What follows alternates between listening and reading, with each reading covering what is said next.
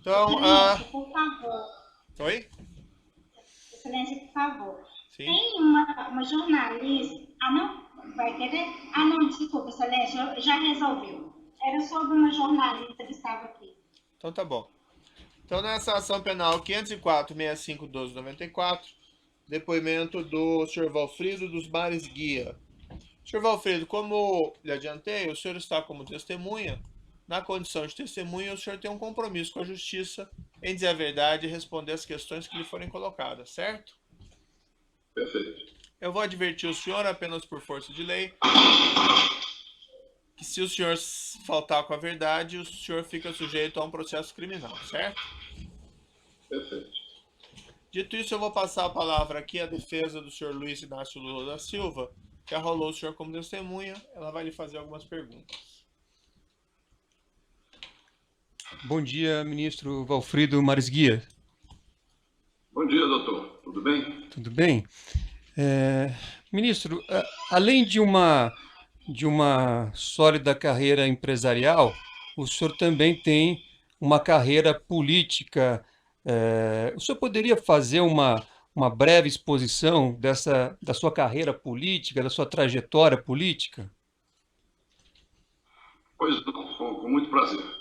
Eu inicialmente entrei para a política, digamos assim, em 1983, quando o doutor Tancredo Neves era governador de Minas e o doutor Hélio Garcia era o vice-governador eleito e foi indicado para ser o prefeito de Belo Horizonte. E ele me convidou, então, para ser o secretário de planejamento da cidade de Belo Horizonte. Eu não tinha nenhuma experiência política até aquele momento, em 1983, desde a minha formatura como engenheiro aqui pela Universidade Federal de Minas Gerais, em 1966, eu me dediquei à educação e também à área da biotecnologia. Então, em 83, eu inaugurei, fui aprender tudo, né, a respeito de administração pública, começando com essa experiência na Secretaria de Planejamento de Belo Horizonte. No ano de 85, no final do ano de 84, com a saída do doutor Tancredo para concorrer no colégio eleitoral em 85, o prefeito Hélio Garcia assumiu o governo de Minas Gerais e convidou para ser um secretário extraordinário dele, que na época era a reforma administrativa e desburocratização, já que existia um Ministério da Desburocratização do então governo federal, do presidente Figueiredo, cujo ministro era o ministro Beltrão. Foi a primeira experiência que eu tive na área estadual. Logo depois, o governador me nomeou secretário de Ciência e Tecnologia, que era uma coisa mais afeita ao meu trabalho e à minha profissão, sobretudo na área da biotecnologia, em função de uma empresa que nós fundamos. Doutor Valfrido, eu vou lhe interromper um minutinho, é o juiz falando. A trajetória política do doutor é conhecida, ela é notória. Eu acredito que o interesse aqui mais específico da defesa seja relativa à sua carreira política durante a década de 2000, na qual depois o doutor participou do governo do senhor Luiz Inácio Lula da Silva. Então nós poderíamos saltar para esse período, por gentileza? Pois não. Em 99, eu estreiei como deputado federal. De 99 a 2002, foi o meu único mandato de deputado federal.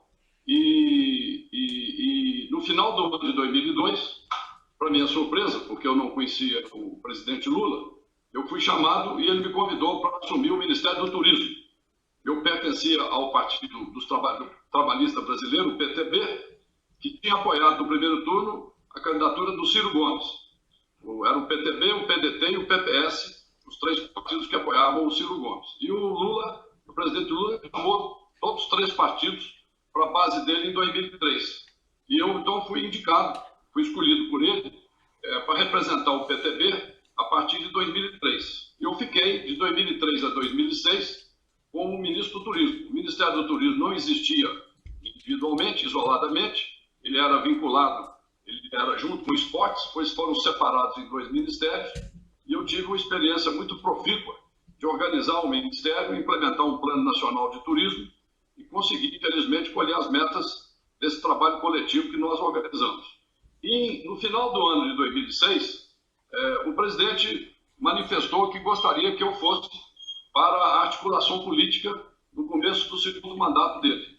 E assim, no final de fevereiro de 2007, eu deixei o Ministério do Turismo e fui nomeado ministro da Articulação Política, onde eu fiquei até o final de novembro de 2007. Correto. E nesses cargos que o senhor ocupou no governo do presidente Lula, particularmente no cargo de ministro das Relações Institucionais, quais eram as suas principais funções nesse cargo? Nós tínhamos três áreas de atuação no Ministério, que eram organizadas pela Subsecretaria de Assuntos Federativos, que cuidava dos estados e dos municípios. A gente atendia, assim, frequentemente, né, toda semana em Brasília, governadores, prefeitos de grandes cidades, de capitais, e discutia os assuntos federativos mais pertinentes, sobretudo a área de saneamento, transporte coletivo, a logística de transporte municipal era uma coisa muito importante na época, teve muita demanda, muita reunião, então essa era uma área. A outra área era a área da Subsecretaria de Assuntos Parlamentares, que nós cuidávamos do Congresso, Câmara e Senado da República. Então eram 511 deputados, 81 senadores, 513 deputados, 81 senadores, e nós tínhamos que atender sistematicamente, né, com aquela rotina do dia a dia do parlamento. E uma terceira área, que era o Conselho de Desenvolvimento Econômico e Social, que se reunia de 3 em 3 meses, com a presença do presidente e de vários ministros, e com a presença de quase 100 representantes de todos os setores neste conselho. Correto. Ministro, você pode descrever objetivamente como é que funciona um governo de coalizão? E o senhor teve essa experiência durante o governo do presidente Lula? Eu tive essa experiência, inclusive antes de pertencer ao governo do presidente Lula, e eu vi isso funcionar também em Minas Gerais durante 3 governos, onde eu participei direta ou indiretamente. Nós montamos um sistema, doutor, muito interessante, e não foi criação minha, mas era uma ideia que já vinha germinando, mas que foi implantada no começo de 2007 com muita eficácia. Nós criamos um conselho político, éramos 12 partidos inicialmente, depois 13. Né? E desses 12 partidos que participavam da coalizão em 2007, aproximadamente 9 ou 10 tinham presença ministerial, eles ocupavam um ministério. E toda quarta-feira, no Palácio do Planalto, ao lado da sala do presidente, nós fazíamos uma reunião do Conselho Político com 3 pessoas de cada partido. O presidente nacional, o líder da Câmara e o líder do Senado. E essas reuniões tinham pauta. Elas começavam às 10h30 da manhã. A mesa dirigia, essa reunião era composta por mim, como secretário, ministro-chefe da Secretaria das Relações Institucionais, pelo líder da Câmara, pelo líder do presidente da Câmara, pelo líder do presidente do Senado e pelo líder do presidente do Congresso. E também convidávamos os ministros, que seriam importantes estar ali presentes, para esclarecer para a base que apoiava o governo, representada pelos 12 partidos inicialmente, depois 13, através dos seus presidentes nacionais e dos seus líderes na Câmara e no Senado, toda a problemática de discussão para nós chegarmos lá no plenário e termos um êxito. Então era tudo muito bem discutido toda semana. Nós fazíamos isso religiosamente. E sempre que o presidente estava presente no Palácio do Planalto, entre 12h30 e 12h45, ele ia à reunião e ficava a última meia hora discutindo algum assunto que fosse extremamente relevante, alguma coisa que tivesse uma dúvida maior, e nós dissecávamos os problemas todos, as medidas provisórias, as eventuais PEC, os projetos que estavam sendo colocados na pauta pela presidência da Câmara e pela presidência do Senado, e era um momento assim, de discussão muito profícua, porque todo mundo comparecia. Raramente alguém faltava a essa reunião, e ela era religiosa. E no final da reunião, era escolhido pelos partidos, pelos 13 partidos, um dos parlamentares que ali estavam, ou um dos dirigentes, para fazer as síntese junto à imprensa lá embaixo. Isso funcionou muito bem, nós dávamos uma atenção enorme, né? A coalizão era o segundo mandato, todo mundo já se conhecia bastante, isso facilitava, né? A coalizão estava funcionando assim, muito bem entrosada, né? Tínhamos partidos grandes, como PT e PMDB. Depois o terceiro maior partido era o PP, que tinha quase 50 deputados. Aí tinha o PR, tinha o PTB, tinha o PDT, tinha o PSB, o PCdoB, o PRB. E todos esses partidos tinham ministérios, tinham um ministro que os representava. E esses ministros, a imensa maioria deles, eram políticos como eu. Ou tinham mandato, ou já haviam participado do Congresso com mandato de senador ou de deputado. E nós nos reunimos também com os ministros que representavam os partidos para que todos pudéssemos trabalhar para que a gente conseguisse a aprovação daquelas questões mais relevantes. Né? E esse negócio funcionou muito bem, né? E a gente discutia sistematicamente as pautas, as questões, mesmo a questão de liberação de emendas, a questão de nomeação, tudo isso era discutido nessa reunião semanal. Essas discussões, inclusive com a transparência que era dada, o senhor citou inclusive que sempre era designado um membro presente para expor à imprensa depois, ao final, o que tinha sido deliberado. O senhor julga que essas medidas, a criação do Conselho Político foi uma medida importante para que o presidente Lula tivesse uma base parlamentar expressiva? Eu acho que é imprescindível um conselho desse. Porque é igualzinho um pai e uma mãe querer criar os seus filhos ou conviver com sua família sem conversar, sem encontrar. Eu aprendi com o doutor Hélio Garcia lá em Minas Gerais que a política é feita de conversa. Conversa paciente.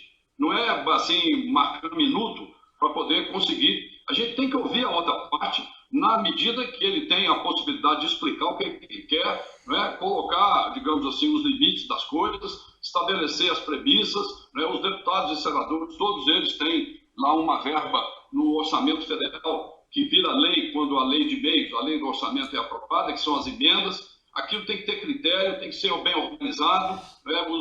Os ministérios que fizeram essa prática de ter boas políticas para atrair essas emendas tiveram muito sucesso na sua aplicação, né? Como foi o caso do próprio Ministério do Turismo.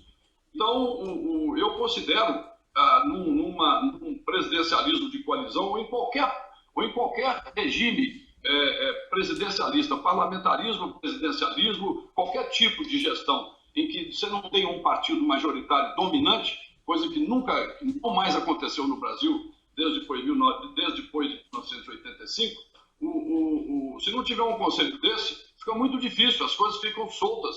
Né? Então, funcionou muito bem esse conselho. Quando eu saí do Ministério, assumiu no meu lugar o ministro Zé Múcio, hoje ministro do Tribunal de Contas da União, que continuou com a prática desse conselho também, funcionou muito bem. Depois dele, assumiu o ministro Alexandre Padilha, que também continuou. Né? Então, eu reputo imprescindível um conselho político deste para que a gente acerte digamos assim, os objetivos do governo e ganhe as votações na Câmara, né, de uma maneira positiva para que a proposta governamental que atenda a população seja objetivada no Congresso Nacional.